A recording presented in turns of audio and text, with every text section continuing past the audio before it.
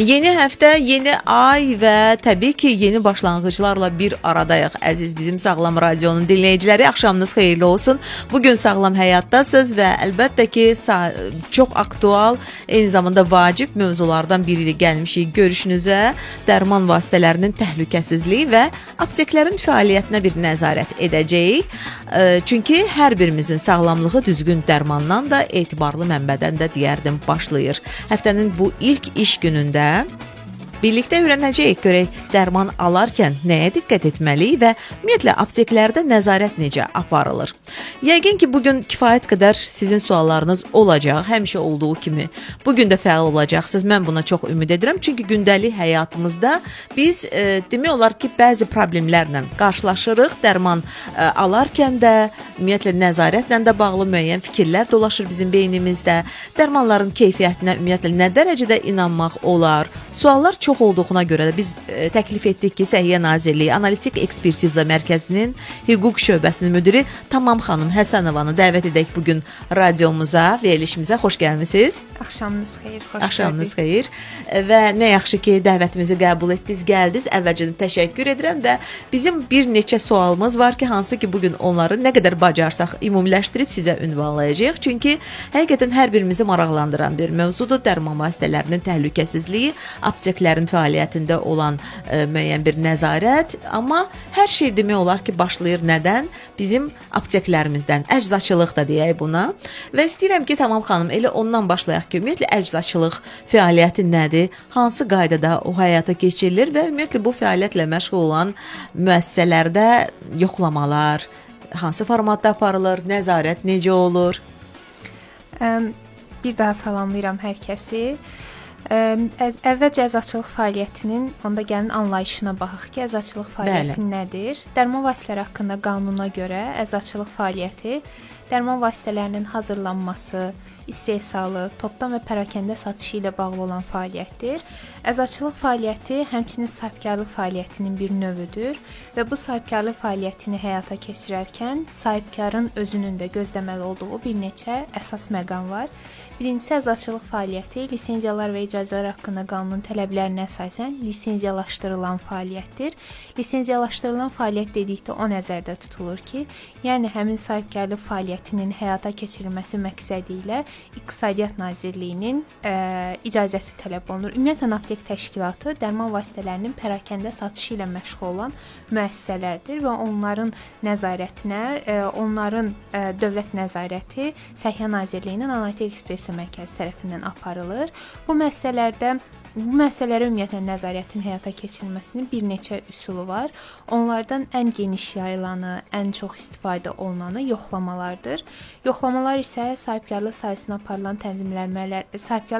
aparılan yoxlamaların tənzimlənməsi və sahibkarların maraqlarının müdafiəsi haqqında qanunla tənzimlənir. Bu qanunun tələblərinə əsasən sahibkarlıq subyektlərində, eləcə də aptek təşkilatlarında aparılan yoxlamalar planlı və plandan kənar olmaqla iki istiqamət üzrə aparılır. Planlı yoxlama, yəni plan üzrə yoxlamalar müəyyən dövrlük gözlənməklə həyata keçirilən yoxlamalardır. Hansı ki, aptek təşkilatlarında müəyyən dövr gözləməklə, müəyyən bir periodda bir dəfə olmaqla Analitik Ekspertiza Mərkəzi tərəfindən yoxlamalar həyata keçirilir. Plandan kənar yoxlamalarda isə əsas 3 mənbədən, birincisi vətəndaş şikayətlərindən, ikincisi mediada yayımlanan məlumatlardan, üçüncüsü isə dövlət orqanlarından ünvanlanan sorğular əsasında yoxlamalar həyata keçirilir. Plandan kənar yoxlamalar həyata keçirilir. Bütün yoxlamalar qanunun tələbinə əsasən Ədliyyə Nazirliyinə məxsus olan yoxlamaların vahid məlumat reyestrinə yerləşdirilməklə müvafiq məlumatlar və oradan çıxarış əldə edilməklə həyata keçirilir. Yoxlamalardan danışacağıq, çünki həqiqətən bu bizi maraqlandıran bir sahə, bir mövzu olduğuna görə, əhalinin də eyni zamanda maraqlandırdığına görə bugün çoxlu suallarla sizə müraciət edəcəyik. Amma düşünək ki, əczaçılıq fəaliyyəti ilə bir insan əgər məşğul olmağa başlayırsa, bunu hansı formada etməlidir? Məsələn, ilk olaraq birinci müraciət etdiyi qurum hara olmalıdır? Hansı formada ümumiyyətlə müraciətlər qəbul olunmalıdır? Düzgün qaydası bunun necədir? Ümumiyyətlə hər kəs əczaçılıq fəaliyyəti ilə məşğul ola bilər? Tamam xanım. Bayaq da vurğuladığımız kimi əczaçılıq fəaliyyəti sahibkarlıq fəaliyyətinin bir növüdür və sahibkar təşkilati hüquqi formasından asılı olmayaraq bu fəaliyyətlə məşğul ola bilər. Aptek yaradıb daha aydın olsun deyə daha sadə şəkildə çalışacağam, dinləyicilərin diqqətinə çatdırım. Əzaçılıq fəaliyyəti ilə, yəni dərman vasitələrinin pərakəndə satışı ilə, yəni aptek fəaliyyəti ilə məşğul olmaq istəyən şəxslər lisenziyalar, icazələr haqqında qanunun tələbinə əsasən İqtisadiyyat Nazirliyinə müraciət etməlidir. İqtisadiyyat Nazirliyinə müraciətlər bir neçə formada həyata keçirilir. Birincisi portal vasitəsilə, yəni lisenziyalar, icazələr portalı vasitəsilə müraciət oluna bilər onlayn qaydada sahibkarlar tərəfindən. İkinci metod isə asan xidmətdə sırf bu xidmət, bu fəaliyyət növü üçün ayrılmış, yəni lisenziyalaşdırma fəaliyyəti üçün ayrılmış icazə belə deyək. Bəli, xüsusi hissələr var, bölmələr var, hansı ki, ora yaxınlaşıb öz sənədlərini təqdim edərək lisenziyanın alınması məqsədi ilə ərizəçi kimi müraciət edə bilərlər. Ərizəçi müraciət etdikdən sonra sənədlər portal vasitəsilə Səhiyyə Nazirliyinə daxil olur və Səhiyyə Nazirliyinin rəyinin alınması məqsədi ilə həmin müəssisəyə baxış keçirilir. Baxış keçirilir. Yəni ümumiyyətlə bu lisenziyanın cavabı nə qədər vaxt alır?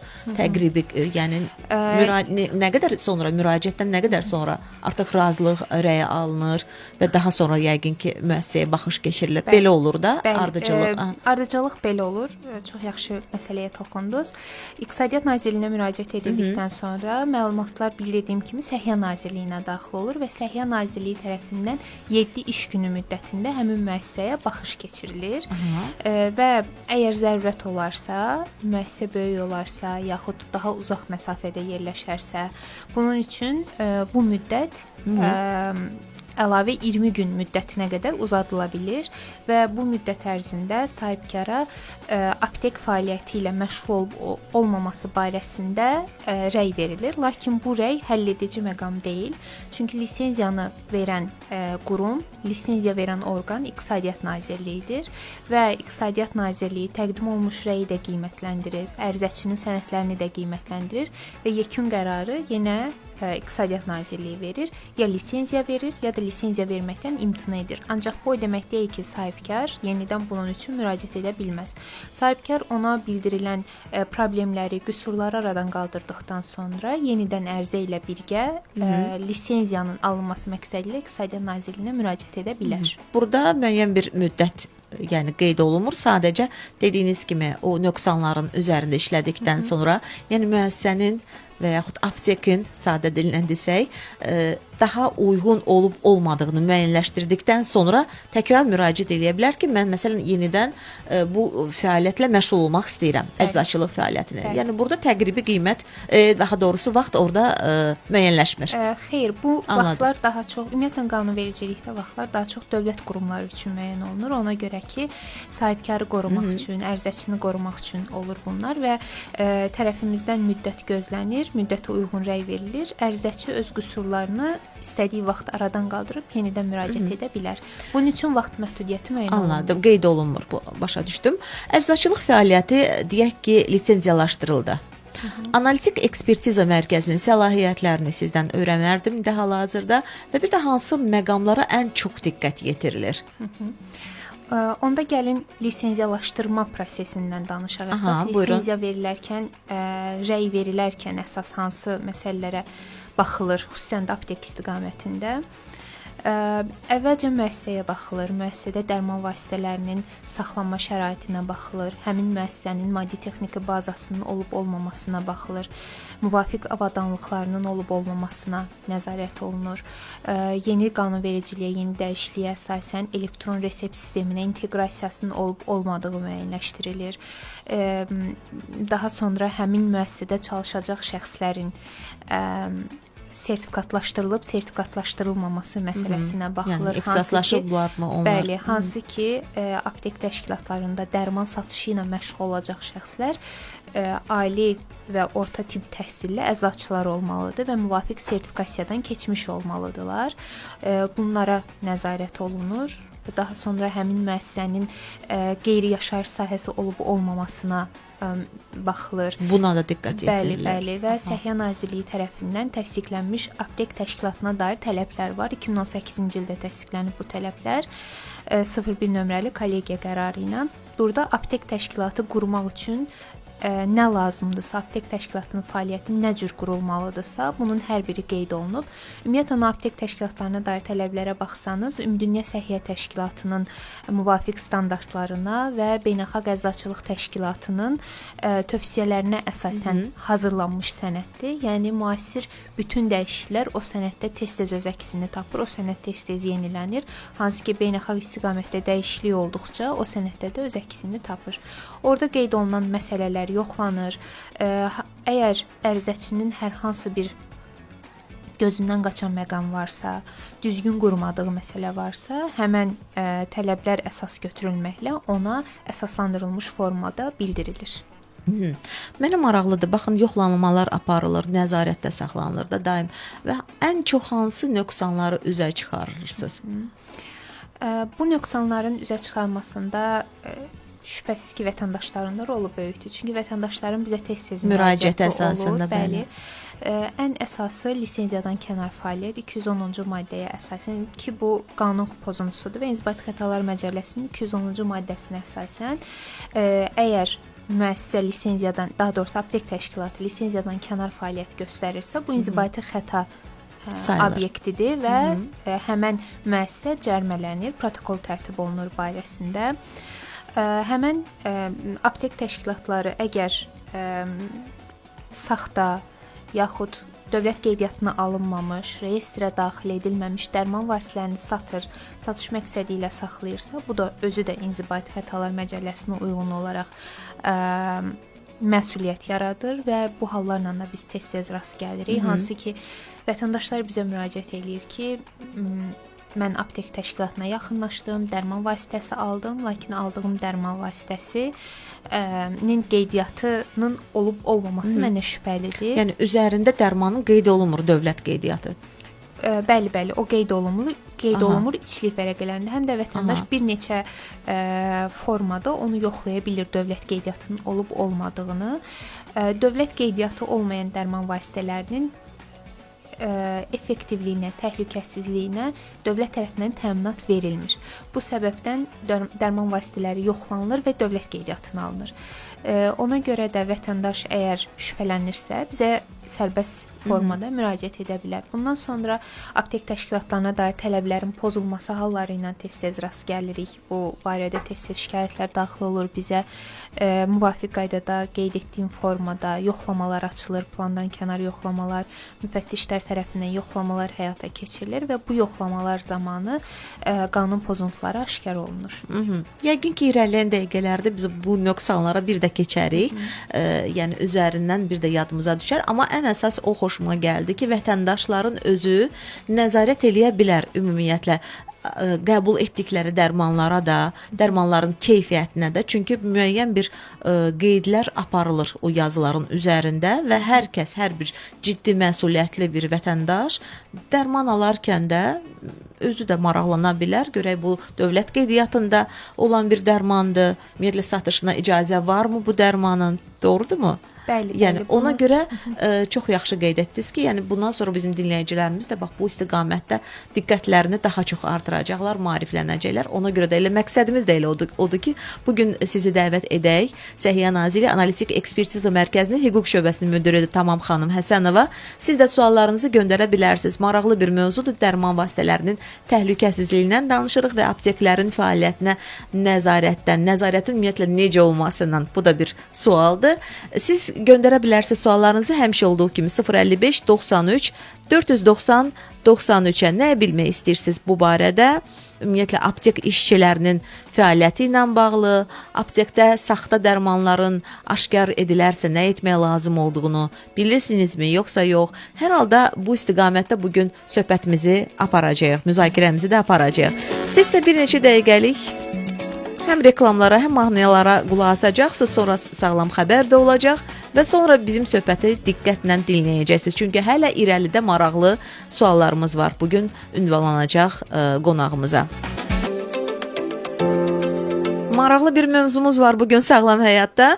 Dərman vasitələrinin təhlükəsizliyindən danışırıq, apteklərin fəaliyyətinə nəzarətdən danışırıq. Bəli, eyni dərman bəzən o qədər fərqli təsir göstərir insanlara. Biz də bəzən səbəbi başqa bir yerdə axtarırıq. Bəzən başqa cür təsir göstərir. Mən elə bu sualla da müraciət edəcəm bugünkü qonağımıza, amma dərmanların ümumi nəzarətindən danışanda biz özümüz necə nəzarət eləyə bilərikmi? İçdiyimiz dərmanlara, aldığımız dərmanlara. Bayaq məsələn Tamam xanım vurğuladı ki, üzərində dövlət qeydiyyatı olan, yəqin ki, orada verilmiş ştamp və yaxud qeyd olur. Biz məsələn bir üsul budur, bizim öyrənmə üsulumuz. Axı orada başqa bir məqamlar da var. İstəyirəm ki, buna birazdan bizə aydınlıq gətirəsiz. Əziz bizim Tamam xanım, yeri gəlmişkən Səhiyyə Nazirliyi Analitik Ekspertiza Mərkəzinin Hüquq Şöbəsinin müdiridir Tamam Həsənova və siz də suallarınızı göndərə bilərsiniz. Mən bir balaca nöqsanlar barəsində, yəni öyrənmək istəyirəm. Düşünün ki, doğrudan da geniş bir yoxlama aparıldı. Əczaçılıq müəssisəsində, aptekdə və yaxud da ki, buna bənzər yerlərdə və həmin şəxsi hansı cəzalar gözləyir? İstəyirəm ki, daha çox məsələn qanun pozuntusu müəyyən edilibsə, hansı tədbirlər həyata keçirilir ilk vaxtlarda, sonradan hansı ciddi addımlar atılır bu yöndə? Bəli. Aptek təşkilatlarına dair tələblərdə aptekin fəaliyyətinin qanuna uyğunluqları bütün xırdalıqları ilə öz əksini tapır.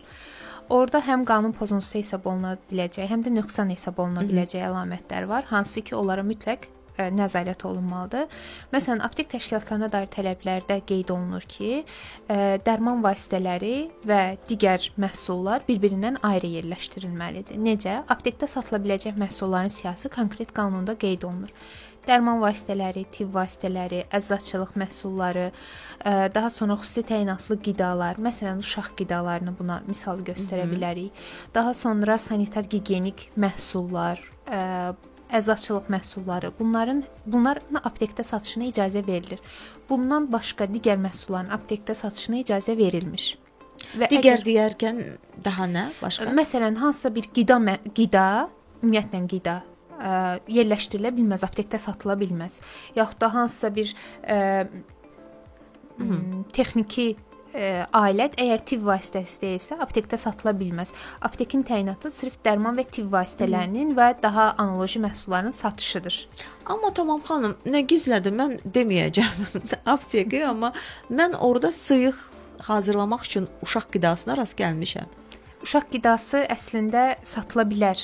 Yəni bu analoji məhsul hesab olunur. Hansı ki, uşaq qidasıdır. Uşaq üçün nəzərdə tutulur deyə. Onların satışına məhdudiyyət yoxdur. Yəni aptek təşkilatlarında bundan başqa digər məhsulların satışına qadağa var. Bu da dərman vasitələri haqqında qanunda konkret siyahı müəyyən olunur ki, hansı məhsulların satışı satışına aptekdə icazə verilir. Bundan əlavə aptekdə olan şəxsin sertifikasiyasından danışaq. Aptekdə ümumiyyətlə aptek nə cür qurulmalıdır? Reseptli satılan dərman vasitələri və reseptsiz satılan dərman vasitələri, yəni əl satış şöbəsi fərqləndirilməlidir. Hansı ki, reseptli satış həyata keçirilən hissədə ancaq sertifikatlı, müvafiq diploma malik əczaçı fəaliyyət göstərməlidir. Ancaq əl satış şöbəsində isə yəqin ki, görmüş olarsınız, onlar xüsusi ara kəsməklə fərqli-fərqli istiqamətlərdə olur və onların məhsulları oradan fərqli hissələrdən alırsınız. Kassada daha fərqli yerdə olur. Burada isə ancaq həmən o əl satış şöbəsində, yəni digər məhsulların satıldığı hissədə isə əczaçı olmayan şəxslər də fəaliyyət göstərə bilər.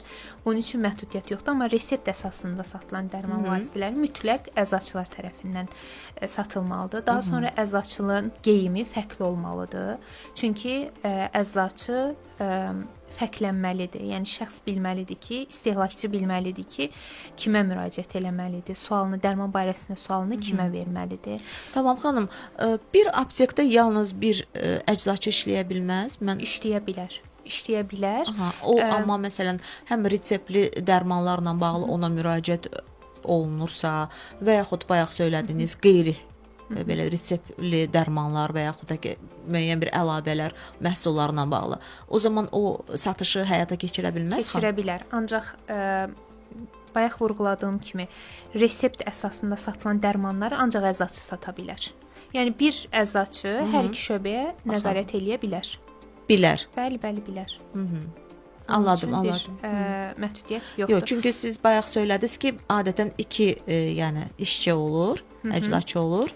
Biri məhz reseptli dərmanlara nəzarət edir, digəri isə başqa bir məhsulları satışına. Mənim demək istədiyim nədir? Yəni əgər aptekdə dərman satışı, reseptli dərman satışı şöbəsidirsə, mütləq orada əczaçı olmalıdır. Yəni bir əczaçı digərinə də nəzarət eləyə bilər. Amma əczaçı olmayan şəxs reseptli dərman sata bilməz. Anladım sizi. Və gəlir, əlavələr də eləmək istəyirəm, buyurun. əgər mümkündürsə. Daha sonra həmən aptek təşkilatının quruluşundan danışmalıyıq. Səhiyyə Nazirliyi tərəfindən konkret müəyyən olunmuş fərqləndirici, onu simvolizə edən, apteki simvolizə edən xüsusi bir nümunə var və o mütləq aptekin üzərində yerləşdirilməlidir. Yəni şəxs kənardan baxanda bilməlidir ki, o aptekdir. Hansı ki A hərfi yazılır, ağ fonda yaşıl şriflə. Bu onu fərqləndirir. Bu artıq Səhiyyə Nazirliyi tərəfindən qoyulmuş tələbdir. Daha sonra həmən müəssisədə sanitar gigiyenik normalar əməl olunmalıdır. Giriş-çıxış fərqləndirilməlidir. Aptek qeyri-yaşayış sahəsində qurulmalıdır. Aptek əgər hansısa bir özəl tibb müəssisəsinin tərkibindədirsə belə, onun giriş-çıxışı ayrı olmalıdır. Bu da yenə qanunvericiliyin tələblərindən biridir. Tutaq ki, klinikanın nəzdindədir, amma başqa bir yerdən girişi var. Bəli, onun ayrıca girişi olmalıdır. Anladım.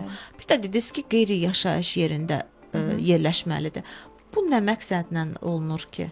Yəni hər şeydə bir səbəb yəqin ki var. Məsələn, hansısa bir çox mərtəbəli binanın 10-cu mərtəbəsində evlərin içərisində aptek ola bilməz. Məsələn, aşağı hissəsində ki, adətən bəli ola bilər. O artıq qeyri-yaşayış hissəsidir həmin binanın və orada aptek fəaliyyəti qurula bilər. Və ümumiyyətlə dərman vasitələrinin saxlanma şəraitinə mütləq qaydada əməl olunmalıdır. Hansı ki, dinləyicilər də məlumatdadır ki, dərman vasitələrinin saxlama şəraiti bir-birindən fərqlidir. Bəziləri çox aşağı temperaturda saxlanılmalıdır, bəziləri normal otaq temperaturunda da saxlanıla bilər. Aptek o formada qurulmalıdır ki, həmən dərman vasitələrinin saxlama şəraitinə əməl eləyə bilsin. Xüsusi havalandırması, ventilyasiyası olmalıdır, bunlara diqqət olunur. Bu məsələni də diqqətinizə çatdırmaq istəyirəm ki, əgər aptek təşkilatı, bir də ən əsası, aptek qeydiyyata alınmış, dövlət reyestrinə daxil edilmiş dərman vasitələrinin satışı ilə məşğul olmalıdır.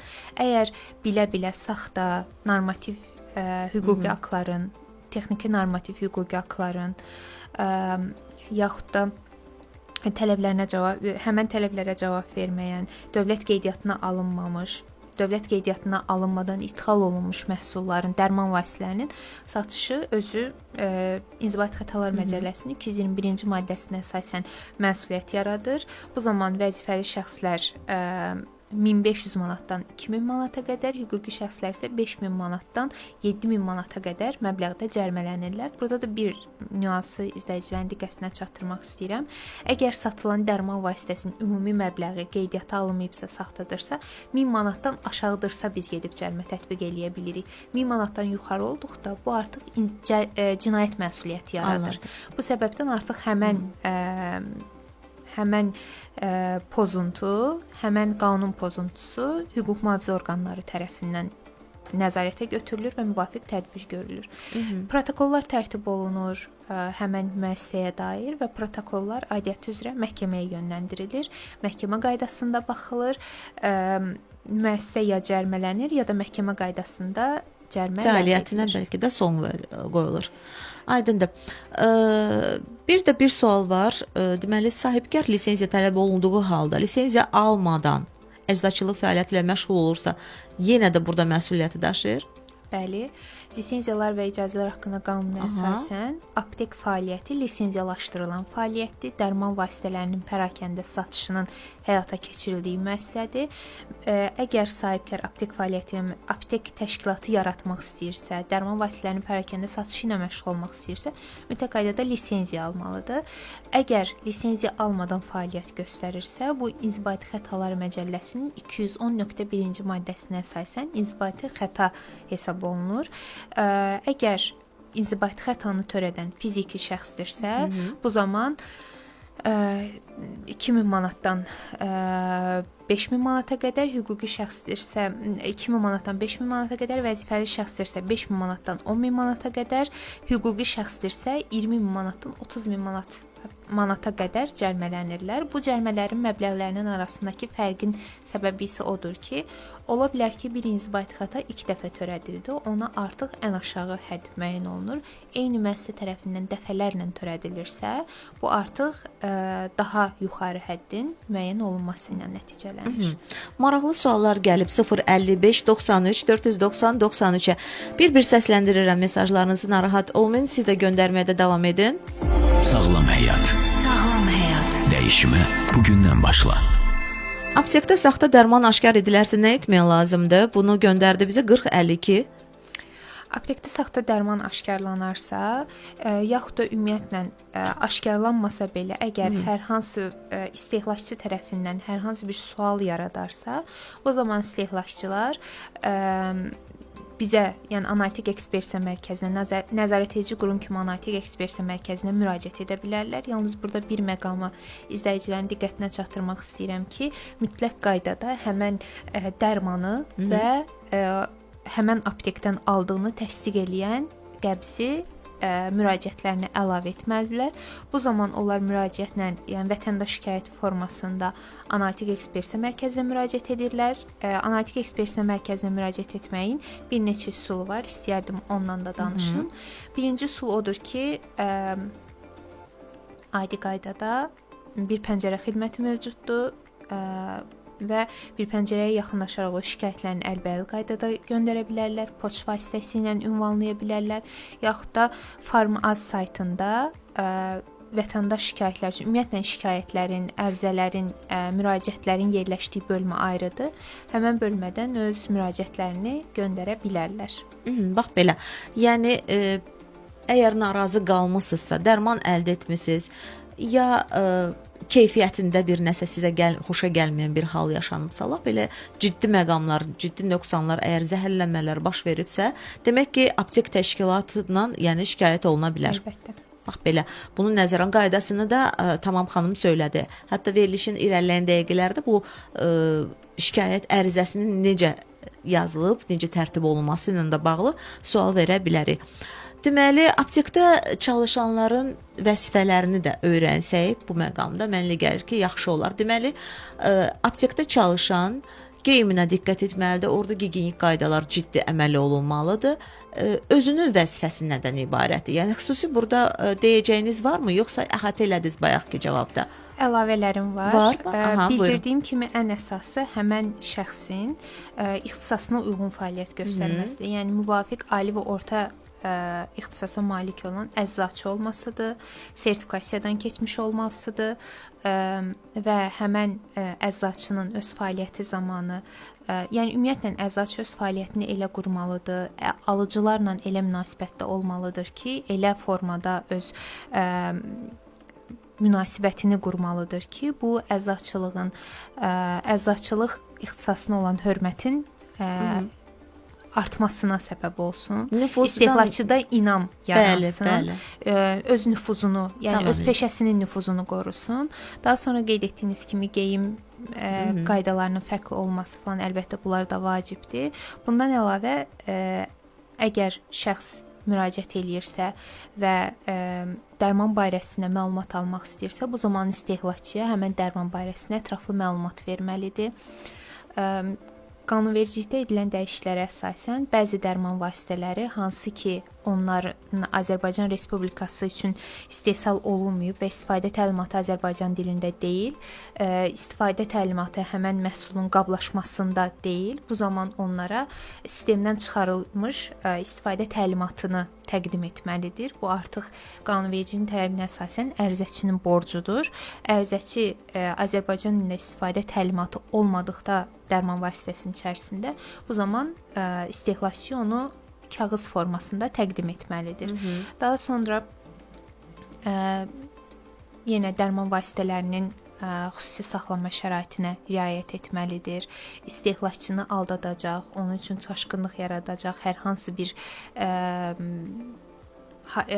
bir hərəkətə ya hərəkətsizliyə yol verməməlidir. Bunların hər biri əczaçı üçün qoyulmuş tələblərdən biridir. Aha. Təbii bir neçə dəqiqədən sonra sizə onlayn satışla da bağlı sual verəcəm, amma birinci nə qədər unutmamışam o sualı verim. Deyək ki, dərman vasitələrini alıb alıcı və yenidən qaytarmaq, yəni ya evdə əlavə olaraq gedib görüb ki, var, yenidən qaytarmaq istəyir. Yəni bu istək nəzərə alınırmı hal-hazırda? Necədir vəziyyət bu? İstəyərdim ki, bu istiqamətdə nəzarətiniz nə yerdədir? Yəni alınan məhsullar, olsun dərman vasitələri o cümlədən də. Onların geri qaytarılmaq şansı varmı? Dərman vasitələrinin geri qaytarılmaq şansı var, amma mütləq qaydada ərizəçilər bunu, ümumiyyətlə alıcılar bunu nəzərə almalıdır ki, dərman vasitəsinin xüsusi saxlama şəraiti var. Həmən dərman vasitəsi məsələn -3 dərəcədə saxlanmalıdırsa, aydın məsələdir ki, ərizəçi onu istehlakçı onu evdə o şəraitdə saxlaya bilmir və onu gətirib əlbəl qaytarır. Artıq o dərmanın keyfiyyəti öz əhəmiyyətini itirir. Burada müəyyən bir müddət yəqin nəzərə alınacaq. Neçə gün müddətində? 14 gün müddət tətbiq olunur. Adi bir gün məsələn olubsa, yenə də qəbul olunmur. Bir gün keçibsə. Bu daha çox belə deyim, müraciət edən şəxslə alıcı ilə aptek təşkilatı arasında olan məsələdir. Ancaq bizə o barədə müraciət olunduqda aptek təşkilatına biz də müraciət edirik, izahatını alırıq. Yəni bu cəhətdən də ərizəçinin müraciəti cavablandırılır, bu məsələyə münasibət bildirilir.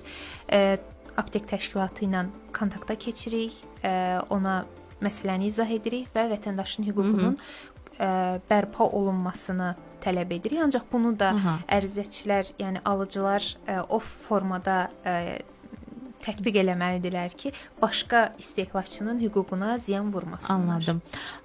Mən onlayn satışla da bağlı istəyirəm Tamam xanım sizə müraciət eləyim. Bilmirəm indi geniş bu barədə danışmaq lazım gələcəksə, o zaman biz bir neçə dəqiqədən sonra buna toxunarıq. Çünki bilirəm ki, dərman vasitələrini onlayn alan şəxslər də var. O zaman nəzarət necə olur? Tutaq ki, biz sifariş eləyirik onlayn və bizə çatdırırlar. Bu belə adətən bu proses belə gedir və biz artıq pərdənin o biri tərəfini görmürük. Yəni bizə bu dərmanları satan kim oldu? Düzdürmü? Yəni biz istəyirik ki, bu barədə bizə məlumat verəsiniz, əgər mümkünsə, amma indi cavab vermək istəyirsinizsə eşitməyə hazıram sizi. Biraz geniş təqdimat lazım olacaq. O zaman bu haqqda bəli, o zaman bu haqqda danışacağıq. Elə sizin də diqqətiniz bizdə olsun, əziz dinləyicilərimiz. Biz indi hal-hazırda reklamları səsləndirəcəyik. Daha doğrusu sual-cavab şəklində bir çarxımız var, onu dinləyəcəksiniz. Daha sonra reklamlar, dərman vasitələrinin onlayn satışı bəs necə həyata keçirilir? Bu sual hər birimizi maraqlandırır. Məni məsələn maraqlandırır ki, nəzarət necə burada mümkün qədər güclü ola bilirmi? Yoxsa necə? Tamam xanım Həsənova birazdan bu barədə də bizə məlumat verəcək. Səhiyyə Nazirliyi Analitik Ekspertiza Mərkəzinin hüquq şöbəsinin müdiridir. Tamam Həsənova. Suallarınızı gözləyirik 055 93 490 93-də. Bəli, həftəmizin yeni iş gününə biz bu mövzuyla başladıq. Dərman istehsalı ilə bağlı, dərman vasitələrinin təhlükəsizliyi ilə bağlı, nəzarətin nə səviyyədə olması ilə bağlı və eyni zamanda apteklərin də fəaliyyətinə toxunuruq və dediyimiz kimi apteklərdir, dərmanlardır və sağlamlıqdır. Bunları bir-birindən mənlə gəlir ki, ayırmaq da düzgün deyil. Çünki həyatımızın bir parçasıdır. Ona görə mən düşündüm ki, bugün çox suallarımız var ki, Tamam xanıma ünvanlanacaq və o da bizə öz bildiyi qədəri ilə, nə bilim, məlumatı qədəri ilə məlumat verəcək. Əslində çoxdur suallarımız. Sadəcə bəzi belə də ki, efirin məqamlarını nəzərə alaraq təbii ki, səsləndirmirik. Dinləyicilərimizdən də gələn mesajlar var. Baxıram ki, redaktə eləmək məcburiyyətindəyəm, çünki səsləndirə bilməyəcəm belə. Amma bir sual gəlmişdi. İstəyirəm ki, onu səsləndirim. Deyir ki, kişi və qadına eyni təsir edir dərmanlar. Mən üzərində bir anlıq dayandım bu sualın. Çox da xoşuma gəldi. Mən açığı mütəxəssis deyiləm, hüquqşünasam. Ona görə bu sualın cavabını mütəxəssislərdən öyrəndiyim qədər cavablandıra bilərəm ki, bu dərman vasitəsindən asılıdır. Yəni elə dərmanlar var ki, sırf qadınların istifadəsi üçün nəzərdə tutulublar. Əlbəttə ki,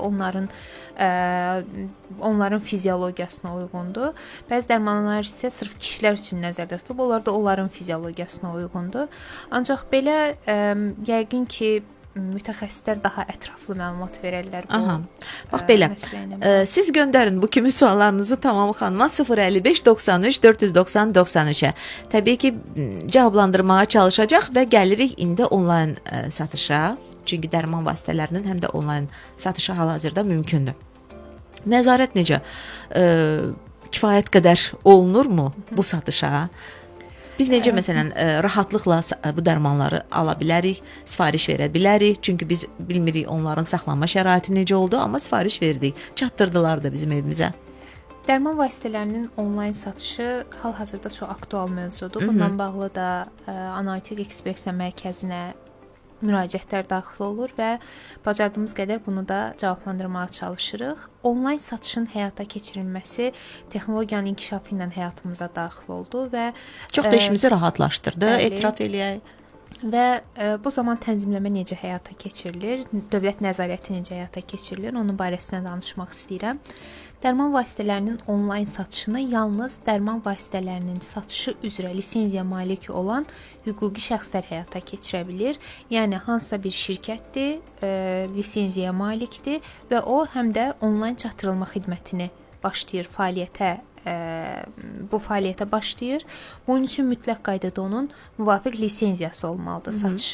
Dərman vasitələrinin satışı ilə bağlı və həmən şəxsə dərman çatdırılarkən həmən dərman vasitəsi alıcıya çatdırılana qədər onun saxlanma şəraiti qorunmalıdır. Bu tələbdir və alıcılar necə müəyyən eləyə bilər ki, doğrudan da həmən sayt, həmən səhifə etibarlı bir mənbədirmi? Bununla bağlı həmən saytın özünə yaza bilər, sorğu kimi ünvanlaya bilər ki, bəs hansısa bir A adlı saytdır, mən ondan dərman alıram. Yəni sizin müvafiq lisenziyanız varmı? Bunun barəsində ətraflı məlumat verə bilərlər alıcıya. Bu ancaq bu formada tənzimlənə bilər. Bundan əlavə bizə müraciət edə bilərlər, araşdırıb məlumat verilə bilər. Amma bu kimi halların hansı ki, bu dərman vasitələrinin, saxta dərman vasitələrinin satışına səbəb ola bilər, əhali arasında kütləvi surətdə bunun yayılmasına səbəb ola bilər, bəli. Buna görə də vətəndaşlar bizə müraciət edib belə hallara görə preventiv tədbirlərin görünməsi üçün öz töhfələrini verə bilərlər. Aydındır. Təbii ki, keyfiyyət məsələsi də vacibdir. Düzdürmü Tamam xanım? İstehlakçılar olsun və yaxud da ki, vətəndaşlar olsun, dərman vasitəsinin keyfiyyətinin araşdırılmasını istəyirlər. Mən sizdən elə onu soruşmaq istəyirəm.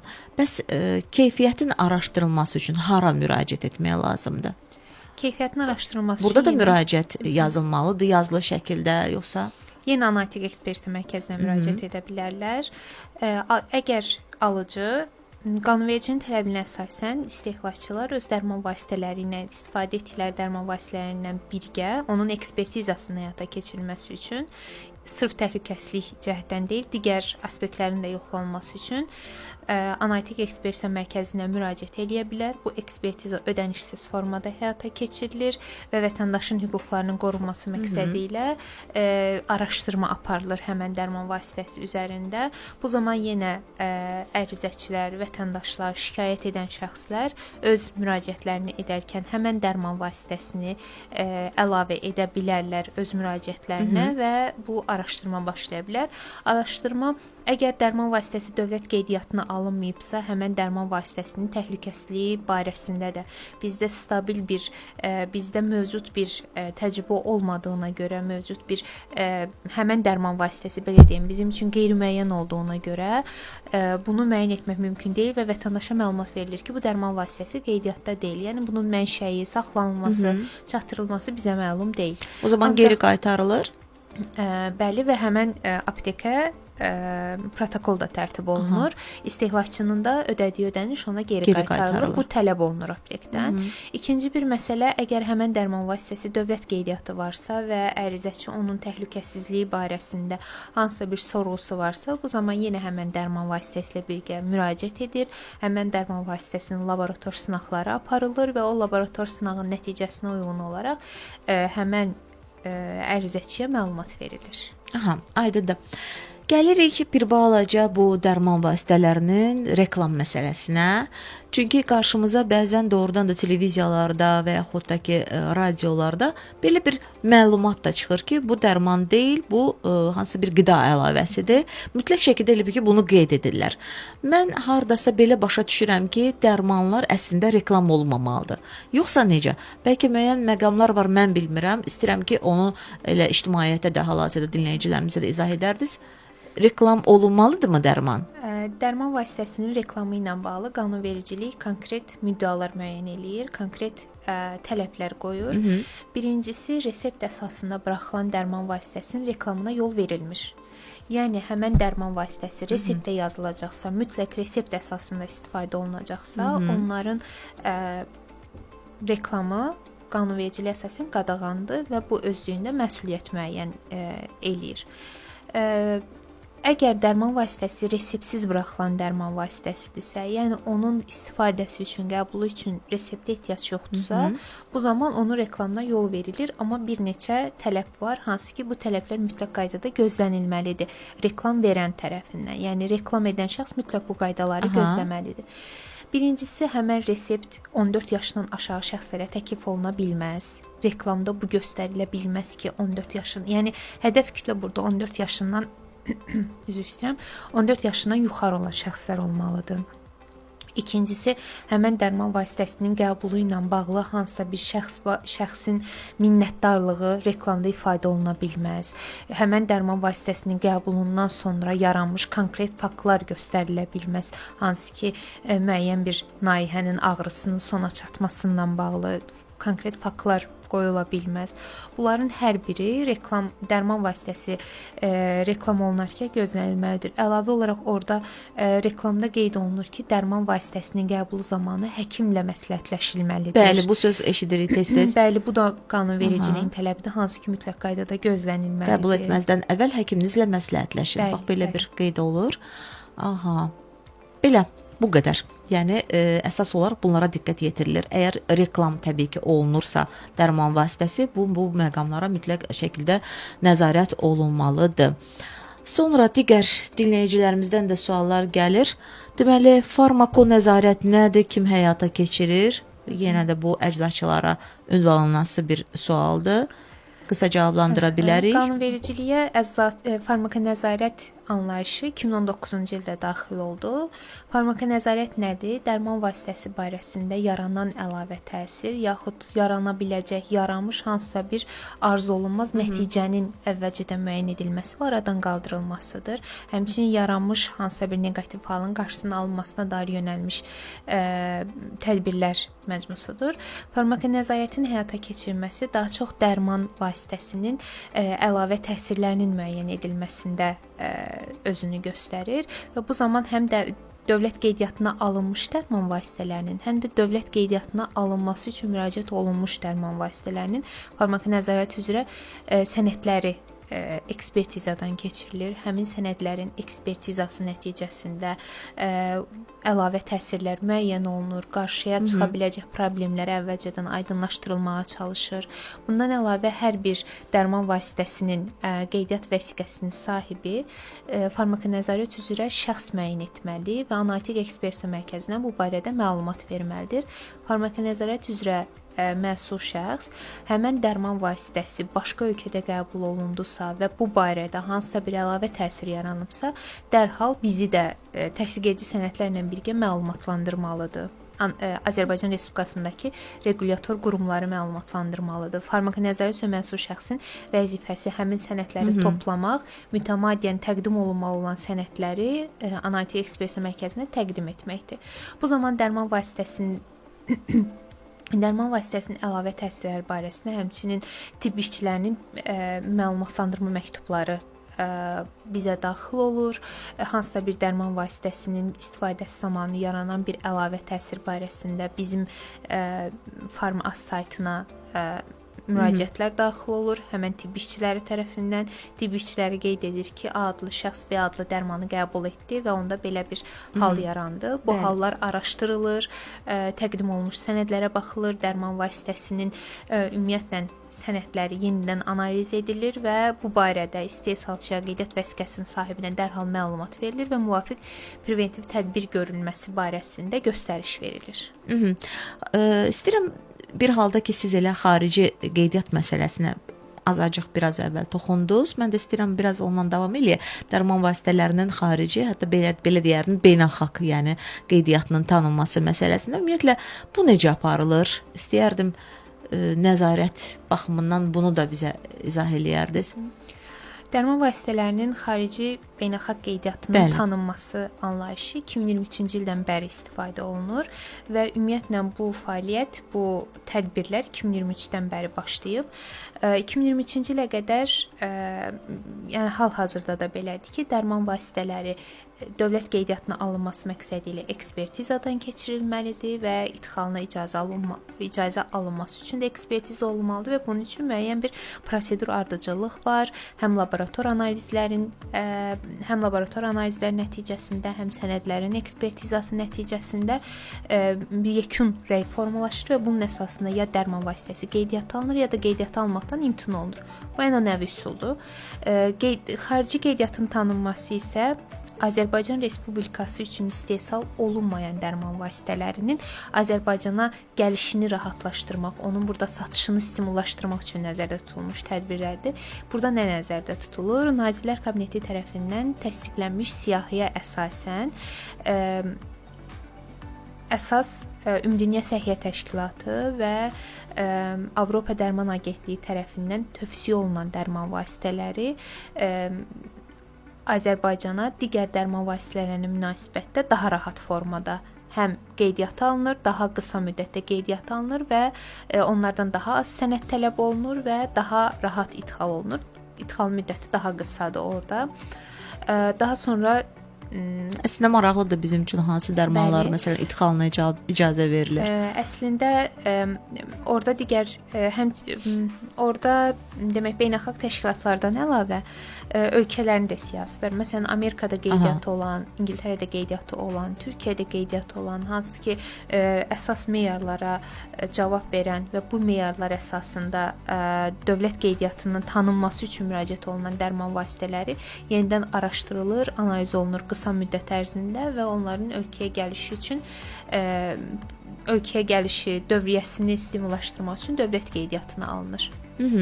Belə bir balaca yenə fasilə elan edəcəyik, çünki biraz nəfəs almaq lazım gəlir. Baxmayaraq ki, biraz əvvəl bizi reklamlardan da danışdıq, dərman vasitələrinin reklamlarından, amma indi hal-hazırda canlı reklamları dinləyəcəyik Tamam xanımla bərabər. Qaydanda isə yenə də bu dərman təhlükəsizliyi məsələsinə toxunacağıq, çünki onun arxasında bildiyim qədərindən xüsusi dayanan şəxslər var, nəzarət var təbii ki. Ona görə biz bugün studiyamıza dəvət etdik Səhiyyə Nazirliyi Analitik Ekspertiza Mərkəzinin hüquq şöbəsinin müdiri Tamam xanım Həsənovanı, çünki bu işin içindədir. Ən çox verilən suallar da elə bugün səslənən suallar oldu yəqin ki sizə, çünki nöqsanlar, nəzarət və ən əsas bu nöqsanların aradan qaldırılması üçün tətbiq olunan müəyyən bir inzibati necə deyək, tədbirlər, bunlar hamısı vətəndaşlara, ictimaiyyətə çox maraqlıdır. tərəflərdir. Gəlin etiraf eləyək və həm də təbii ki, bundan sonra biz daha diqqətli də olacağıq. Çünki burada məsələ təkcə indi qurumun üzərində təkcə düşmür ki, nəzarət. Bizim özümüz də hardasa bir vətəndaş olaraq da məsuliyyətimiz artmalıdır, məsuliyyətli olmalıyıq. Qəbul etdiyimiz dərmanları aldıq, yaxşı.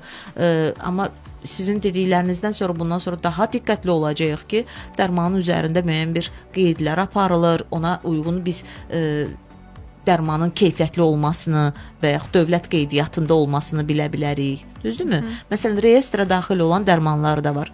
Mən bu barədə birazdan sizə sual verərəm, çünki o da bir sual altındadır. Satışına icazə verilirmi? İcazə verilməlidirmi? İstəyirəm ki, bu barədə də Tamam xanım yenə də məlumat verəsiniz, çünki geniş danışılası bir mövzudur. Bəli. Siz də suallarınızı göndərə bilərsiniz. 055 93 490 93-də gözləyirik. Həftəyə dərman vasitələrinin təhlükəsizliyi və apteklərin fəaliyyətinə nəzarət mövzusu ilə başladıq və yavaş-yavaş da bitirəcəyik proqramımızı birinci dəqiqədən sonra. Amma bu arada bir vacib xəbər var. İstəyirəm ki, onu sizinlə bölüşəm, əziz bizim radionun Sağlam Həyatın dinləyiciləri. Belə ki, Ukraynanın Səhiyyə naziri Viktor Ləşkanın rəhbərliyi etdiyi nümayəndə heyətinin Azərbaycana işgüzar səfəri çərçivəsində Səhiyyə Nazirliyində görüş keçirilib. Qonaqları salamlayan Səhiyyə naziri Teymur Musayev ölkələrimiz arasında ikitərəfli əlaqələrin bir çox sahələrdə uğurla davam etdiyini diqqətə çatdırıb. Nazir müstəqilliyin bərpasından sonra Azərbaycan ilə Ukrayna arasında dostluq münasibətlərinin formalaşdığını və ikitərəfli əsasda səmərəli əlaqələrin qurulduğunu qeyd edib. Bu səfərin Azərbaycanla Ukrayna arasında səhiyyə sahəsində strateji tərəfdaşlığın möhkəmləndirilməsinə, farmasevtika, onkologiya, pediatriya, kardiologiya və tibbi təhsil sahələrində birbaşa praktiki əməkdaşlığın inkişafına güclü təkan verəcəyini də vurğulayıb. Daha sonra iki ölkənin səhiyyə nazirlikləri arasında səhiyyə və tibb elmi sahəsində əməkdaşlıq haqqında saziş imzalanıb. Sənədi Azərbaycanın Səhiyyə naziri Teymur Musayev və Ukraynanın Səhiyyə naziri Viktor Ləşka imzalayıblar. Bax belə, biz bugün həftənin yeni belə deyək də bazar ertəsinə başladıq. Çox maraqlı bir aktual bir mövzuyla dərman vasitələrindən danışırıq, təhlükəsizliyinə, apteklərin nəzarətinə toxunuruq və öyrəndiyimiz çox məqamlar oldu. Bildik ki, aptekdə satılan hər dərman demək olar ki, dövlət nəzarətindən keçir və Azərbaycanda da dərmanların qeydiyyatı, keyfiyyətinə birbaşa olaraq Səhiyyə Nazirliyi nəzarət edir və elə məhz bütün bu işlər nəzarətdə Səhiyyə Nazirliyinin təsdiqi ilə aparılır. Ona görə də heç bir vaxt belə deyək də dərman vasitələrindən və yaxud da ki, tibbi xidmətdən nigaran qalmayın, narahat olmayın. Çünki bu istiqamətdə təbii ki, işlər bundan sonra da aparılacaq və nəzarət də daha da güclü olacaq. Mən belə düşünürəm. Tamam xanım, düzdürmü? Bir sualı gəlib dinləyicimizin. İstəyirəm mesajı səsləndirim, sonra yenə digər suallar var. Deməli, apteklərdə dərman təchizatında gecikmələrin səbəbləri bəs nə ola bilər? 070-42 yazdı bu sualı. Təşəkkür edirik. Apteklər ümumiyyətlə aptek bir təşkilat kimi sahibkardır və sahibkarlıq fəaliyyəti ilə məşğuldur. Hansı ki, o fəaliyyəti həyata keçirir ki, müəyyən gəlir əldə edə bilsin və bunun üçün də sərfəli üsullara, sərfəli satış məhsullarından satmağa çalışır. Aptek təşkilatları isə sahibkarlıq fəaliyyəti olduğuna görə həm topdan satışı, həm pərakəndə satışı. Bunlar müstəqildir. İstədikləri dərmanı əlbəttə ki, dövlət nəzarətindən keçirməklə qeydiyyata aldırıb bütün tələblərə nəzarət etməklə satışını həyata keçirə bilirlər. Ancaq bəzi dərman vasitələrinin ölkədən getməsinin səbəbi, bəzilərinin aptekdən tapılmamasının səbəbi bu təchizat məsələləri daha çox sahibkarın özü ilə topdan və pərakəndə satışçının arasındakı münasibətlərdən asılıdır. Bu səbəbdən bəli, tibb müəssisələrində əhalinin, dövlət tibb müəssisələrində əhalinin dərman vasitələri ilə təchiz edilməsi Səhiyyə Nazirliyinin əsas fəaliyyət istiqamətlərindən biridir. Lakin aptek təşkilatlarında dərman təchizatı artıq aptekin daxili siyasətidir. Bəli. Təbii ki, bu da bir çox dinləyicimizin marağında olan sual idi və biraz əvvəl anons da verdik ki, reyestrə daxil olmayan, yəni reyestrdən keçməyən dərmanlar da var, amma onların satışına icazə verilirmi, verilmirmi, onu artıq Tamam xanım sizdən öyrənmək istəyirik. Adətən necə olur? Dərman vasitələrinin reyestrinin aparılması dərman vasitələrinin dövlət qeydiyyatına alınmasıdır. Reyestrə aparılmanın özünün isə arxa planında böyük işlər gedir. Necə olur bu? Dərman vasitələri ölkəyə nümunə formasında gətirilir, ekspertizası aparılır, həm laborator sınaqları, həm dərman vasitələrinin sənədlərinin ekspertizası aparılır. Bunun nəticəsində ekspertiza rəyi verilir, Səhiyyə Nazirliyi tərəfindən dövlət qeydiyyatına alınır və reyestrə daxil edilir. Reyestrə daxil edilmiş məhsullar ölkədə sərbəst formada dövr edə bilirlər. Dövriyyəsinə nəzarət edilir yenə də həmin məhsulların. Burada nəzarət həmçinin onun idxalı prosesində də baş verir. Yəni dövlət reyestrinə alınmamış dərman vasitələrinin idxal edilməsinə, həmçinin aptekdə satışının həyata keçirilməsinə yol verilmir və bu özlüyündə İnzibati Xətalar Məcəlləsinin 221-ci maddəsinə əsasən məsuliyyət müəyyən edir. Aha, yəni o cümlədən də həm də qeydiyyatssız dərmanların satışına əgər icazə verilirsə, bu da bir məsuliyyətdir. Bəli. Onun üçün də müəyyən bir qaydalarda inzibati tədbirlər görülür. Anladım. Dərman vasitələrindən keçirən bioloji aktiv qida əlavələrinə adətən bunlar nə hesab olunur? Onu bir istəyirəm ki, aydınlıq gətirəsiz və onların satışı apteklərdə necə olur? Vətəndaşlar tərəfindən hansı məqamlara xüsusi diqqət yetirilməlidir? Çünki mən bayaq da söylədim, biz özümüz də diqqət eləməliyik. Bizim özümüz də nəzarətdə saxlamalıyıq. Yəni olsun dərman vasitəsi, olsun və ya bioloji qida əlavələri, hər birini alan bizik. Bioloji aktiv qida məhsulu dərman vasitələri haqqında qanuna əsasən xəstəliyin müalicəsi üçün nəzərdə tutulmur. Ümumiyyətlə bioloji aktiv qida məhsullarının istifadəsi yalnız gündəlik qida rasionunu tənzimləməkdir. Və buna görə də bu xəstəliyin müalicəsi üçün istifadə olunmur. Tərkibində istifadə olunan məhsulların dozası da hansısa bir xəstəliyin qarşısının alınması yaxud müalicəsi üçün nəzərdə tutulmur. Bu yalnız gündəlik aktiv fəaliyyətdə davam edə bilmək üçün, həyat fəaliyyətinə davam edə bilmək üçün zəruri olan məhsullardır. Ancaq təəssüflər olsun ki, bir çox istehlakçı tərəfindən bioloji aktiv qida məhsulları və dərman vasitəsi bir-birinə fərqləndirilə bilmir. Səbəbi isə bir-birinə formaca çox oxşar olmaqlarıdır. Ancaq aralarındakı fərqləri toxunsaq, dərman vasitələri ancaq aptekdə satılır.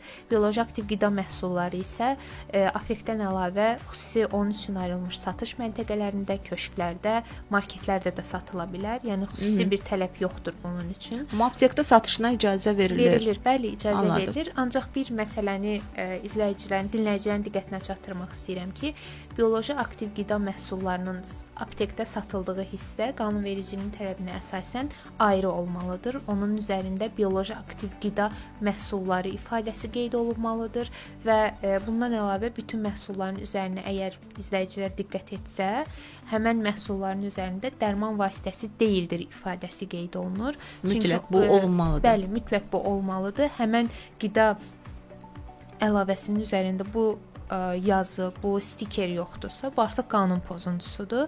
Bundan əlavə bioloji aktiv qida məhsulları müalicə məqsədi daşımadığına görə onların reseptə yazılması qadağandır. Yəni həkimlər hal-hazırda elektron resept sistemi texniki cəhətdən buna imkan vermir yazılmasına. Ancaq yazılsa belə İnzibati Xətalar Məcəlləsinin 221.9-cu maddəsinə əsasən bu özlüyündə məsuliyyət müəyyən eləyir. Belə ki, vəzifəli şəxslər 150 manat, hüquqi şəxslər isə 400 manat məbləğində cərimələnirlər. Ümumiyyətlə bioloji aktiv qida məhsullarının dövriyyəsinə Azərbaycan Respublikası Qida Təhlükəsizliyi Agentliyi tərəfindən nəzarət edir. Lakin Səhiyyə Nazirliyi burada Səhiyyə Nazirliyinin rolunu da izləyicilərin diqqətinə çatdırmaq istəyirəm. Belə ki, məhsul ölkəyə gəldikdə akta tərəfindən qeydiyyata alınmalıdır. Qeydiyyata alınmazdan əvvəl Səhiyyə Nazirliyindən Analitik Ekspertiza Mərkəzinə müraciət olunur və Analitik Ekspertiza Mərkəzindən alınmış məhsulun dərman vasitəsi olmaması barəsində rəy alındıqdan sonra ərizəçi məhsulun qeydiyyatı barəsində aktaya müraciət edir. Yəni həmin məhsullar da yenə qanuni yolla ölkəyə idxal olunmuş məhsullarda yenə Səhiyyə Nazirliyində dərman vasitəsi olmaması barəsində rəy verildikdən sonra dövriyyəyə buraxılır və qeydiyyat alınır, daha sonra isə dövriyyəyə Bəli, buraxılır. qərardan sonra, yəni Bəli. buna icazə verilir. Aydındır. Ümumiyyətlə qanunvericilikdə mən belə başa düşürəm ki, siz danışdıqca özümdə düşünürəm ki, dəyişikliklər həm var, həm də gözləniləcək. Yəni bundan sonra da dəyişikliklər olacaq. Düzdürmü? Yəni son baş verən dəyişikliklər məsələn nədir? Onu xüsusi vurğulaya bilərsiniz. Bu istiqamətdə xüsusən bax bugünkü mövzunu işıqlandırırıqsa dərman vasitələrinin təhlükəsizliyi ilə bağlı, aptekdəki nəzarətlə bağlı, aptekin fəaliyyətində olan nəzarətlə bağlı ən çox hansı dəyişikliklər gözə çarpır? Aydındır. Bəzi dəyişiklikləri indiyə qədər izləyicilərin diqqətinə çatdırdım, ancaq bir vacib məqam da var ki, elektron resept sisteminə keçirilməsi ilə bağlıdır. Bu hansı ki, rəqəmsal dünyaya inteqrasiya üçün böyük addımdır. Elektron reseptin tətbiqi ilə artıq reseptin kağız formasında olması bir əhəmiyyət daşımayacaq. Çünki bu sistemin tətbiqinə başlanılıb və getdikcə də bu sistem təkmilləşdirilir. Bütün tibb müəssisələri özəl yaxud dövlət olmasının asılı olmayaraq resept yaza bilən şəxslər, yəni həkimlər və ya felçerlər tərəfindən yazılan reseptlər elektron formada olmalıdır və elektron reseptlərə nəzarət isə birbaşa dövlət nəzarəti həyata keçiriləcək və burada artıq qeydiyyatı olmayan, saxta, bioloji aktiv qida maddələri, reseptə aidiyyatı olmayan məsələlər elektron reseptdə öz əksini tapa bilməyəcək. Çünki texniki cəhətdən sistem buna imkan verməyəcək. Bundan əlavə, bunu da diqqətinizə çatdırım ki, artıq dinləyicilər, istehlakçılar aptekə yaxınlaşdıqda elektron resept sistemi vasitəsilə öz finlərini deyərək elektron reseptə öz çıxışlarını əldə edəcəklər. Orada qeyd olunan miqdarda məhsulu dərman vasitəsini əldə edə biləcəklər. Daha sonra növbəti dəyişiklik kimi uğurlu dəyişiklik məsələn. Uğurlu dəyişikliklərdən onu ümumiyyətlə izləyicilərin diqqətinə çatdırım ki, bu sistemlər tətbiqi yavaş-yavaş inteqrasiya olunur. Çünki birdən-birə bu dəyişikliyin edilməsi hal-hazırda elektron resept sistemi tətbiq olunur və ümumiyyətlə kağız üzərində reseptdən imtina prosesinə başlanılır və yavaş-yavaş da tamamilə elektron resept sisteminə keçid. İlk vaxtlar hətta düşünürdük ki, biraz yaşlı nəsil nümayəndələri üçün çətin ola bilər. Bəli. Çünki onlar yenə də kağıza daha çox, kağız məlumatlara, dərmanların nə vaxt nə cür qəbul olunmasına yazılı şəkildə görüləndə daha onlar üçün rahat olur. Alışıblar yəni buna sanki. Çətin olmadı görəsən indi necədir? Kimsə vasitəsilə yəqin köməkliyi ilə hardasa. Bəli, elədi və bunun üçün apteklərin də rolu böyükdür ki, tam inteqrasiya etsinlər onlar elektron resept sisteminə və bu artıq gələcəkdə digər innovativ addımlara da gətirib çıxara bilər, hansı ki, dövlət tərəfindən dərman təminatı məsələsində də böyük rol oynayacaq. Gələcəkdə dərman tələbatının müəyyən olunması üçün böyük rol oynayacaq. Bir digər müsbətə doğru dəyişiklik, bir digər innovativ dəyişiklik təqib və izləmə sistemi ilə bağlıdır. Ölkəmizdə hal-hazırda dərman vasitələrinin ölkəyə idxalından, hətta istehsalından başlayaraq son istehlakçıya, yəni alıcıya çatdığı mərhələyə qədər izləmək üçün sistem tətbiq olunur. Təqib və izləmə sistemi adlanır. Təqib və izləmə sisteminin mahiyyəti odur ki, artıq gələcəkdə istehlakçılar öz dərmanları vasitəsilə QR oxutmaq vasitəsilə çox rahatlıqla məlumat əldə edə biləcək. Həmin dərmanın harda olduğunu asanlıqla görə biləcək. Dərman barəsində istifadə təlimatı, qeydiyyatda olub-olmaması, kim tərəfindən satılması, ölkəyə nə vaxt idxal olunması barəsində bütün məlumatlar hamısı orada yer alır. Əldə edə biləcəklər. Bunun tətbiqi hal-hazırda narkotik və psixotrop tərkibli dərman vasitələrində tətbiqinə başlanılıb. Çox uğurlu şəkildə də davam etməkdədir. Məqsəd gələcək üçün məqsəd bunu bütün dərman vasitələrinə tətbiq eləməkdir ki, bu istiqamətdə də işlər aparılır. Yəni hər hansı bir dərmanın tərkibi ilə bağlı şübhələr yaranarsa, və yaxud da sadəcə indi öyrənmək istəyərlərsə, nə tərkiblidir? Adi bir misalda məsələn artıq çəki yarada bilərmi? Ən çox xanımları o maraqlandırır da. Məsələn, dayı fikirləşmir ki, məsələn, qaraciyərimə xeyir olacaq və yaxud da ki, bu digər orqanlarıma təsir edəcək. Ən əsas bu mən xeyrimə, yəni bu dərmanın istifadəsi mənim xeyrimə yarayacaq. Yox, birinci düşünürlər ki, bu mənə artıq çəki gətirməyəcək. Məsələn, hormonlarda dəyişiklik olmayacaq. Yəni mən məsəl üçün bir nümunə olaraq bunu söylədim, amma çox düzgün Tamam xanım vurğuladı ki, ən əsas dərmanların özləri haqqında məlumatı siz oxuya biləcəksiniz. QR kodlar vasitəsilə bu qədər rahat olacaq sizin işiniz. Bax belə. Bir məsələni də izləyicilərin Aha, diqqətinə buyurun. çatdırmaq istəyirəm. Hansı ki, fikrimcə bu bir daha bu məsələyə qayıtmaq lazımdır. İzləyicilər hal-hazırda da dərman vasitələrinin qeydiyyatı barəsində məlumat ala bilərlər. Nə cür? Birincisi Pharma Az saytı var. Aha. Analitik Ekspertiza Mərkəzinin rəsmi internet səhifəsidir. Burada axtarış hissədə dərman vasitəsinin adını yazmaqla həmən dərman vasitəsinin qeydiyyatının olub-olmaması, son istifadə tarixi, istehsal olunduğu tarix barəsində ətraflı məlumat əldə edə bilərlər. Həmçinin onun istifadə təlimatı ilə də tanış ola bilərlər. Bundan əlavə ənənəvi qaydada yenə adi formada bizə müraciətlər ünvanlayaraq bu barədə ətraflı məlumat əldə edə bilərlər. Mən təşəkkür edirəm sizə. Çox təşəkkür edirəm. Həqiqətən çox maraqlı, faydalı bir söhbət oldu. Bundan sonra biz yadımızda saxlayacağıq ki, bax qəbul etdiyimiz dərmanlar olsun nəzarət altındadır. Amma dinləyicilərimizə də buradan bir xatırlatma da edək ki, düzgün, yəni dərmanları qəbul etməlidirlər. Yəni burada hər hansı bir dövlət qeydiyyatından keçməyən dərmanlar, tərkibi naməlum olan dərmanlar qəbul edəcəksinizsə, bu əlbəttə ki, sizin səhhətinizdə problemlər yaradacaq. Ona görə bunu mütləq şəkildə yadınızda saxlayın. Dərmanların təhlükəsizliyindən, apteklərdə nəzarətin vacibliyindən bugün biz ona görə danışdıq. Ona görə bu söhbəti açdıq, bundan danışdıq və bu baxımdan bizə kömək etdi. Səhiyyə Nazirliyi Analitik Ekspertiza Mərkəzinin hüquq şöbəsinin müdiri Tamam xanım Həsənova. Mən sizin adınızdan da təşəkkürümü bildirirəm bugünkü qonağımıza. Çox sağ olun, minnətdarıq sizə gəldiyinizə görə, maraqlı söhbətə görə də. Hələlik. Çox sağ olun.